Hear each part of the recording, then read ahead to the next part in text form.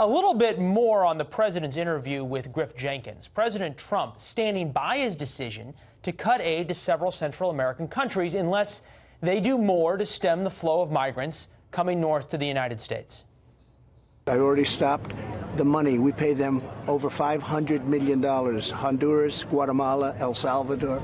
We stopped the money. Some people would say, oh, you should give them more money. The Democrats say give them more money.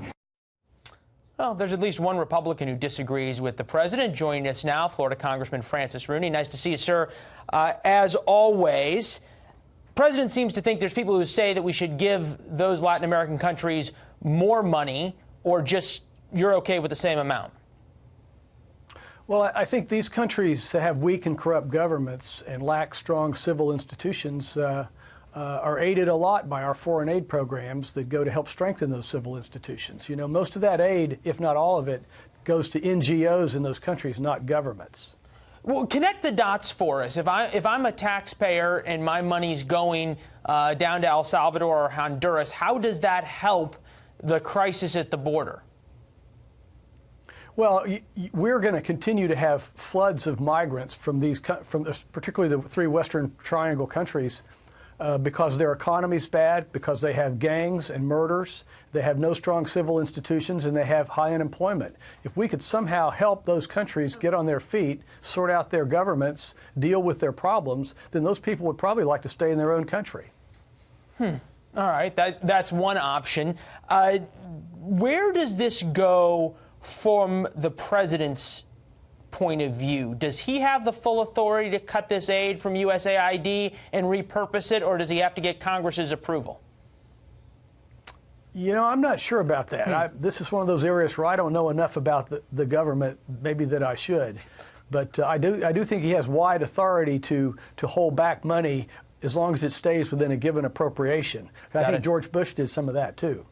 Well, can I make one more comment? Please do. If I might. You know, if we cut off all this aid, I'm afraid China will just come in and do it instead. You know, they're buying Italy now, and they're trying to buy Greece. For $500 million, buying those three countries would be a pretty good bargain. Well, it seems they're also trying to buy Panama while they're at it. Yep.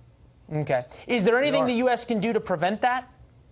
The scenario you're throwing out? Well, I think once again, I think our aid programs and our strong relationships with our Western Hemisphere allies are important and need to be strengthened. I mean, here, we're opposing right now an effort of China to buy a big piece of property in El Salvador and put in a large port there, which would be a disaster for us. You know, China's building ports all around the world, and I find that they have some fairly dangerous potential uses. I think there's some people who agree with you on that, including some in the White House. Real quickly, though, if you're not going to stand by, as the president, his words of trying to cut aid off, what leverage do you have over these countries to get them to try and keep their people from heading north?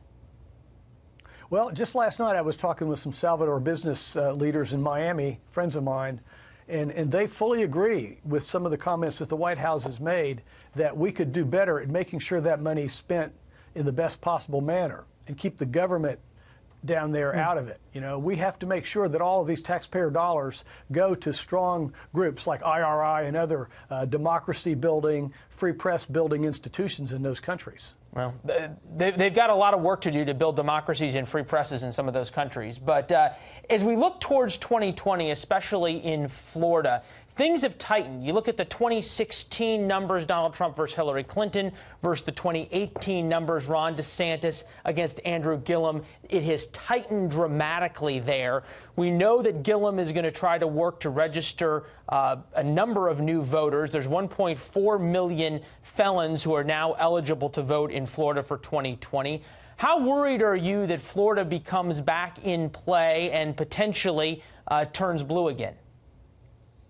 Well, you know that for a Republican to win Florida, they have to run very strong in the northern counties in the Panhandle and down where I am in Lee and Collier County. We turned out 50,000 more votes for Donald Trump than for Mitt Romney.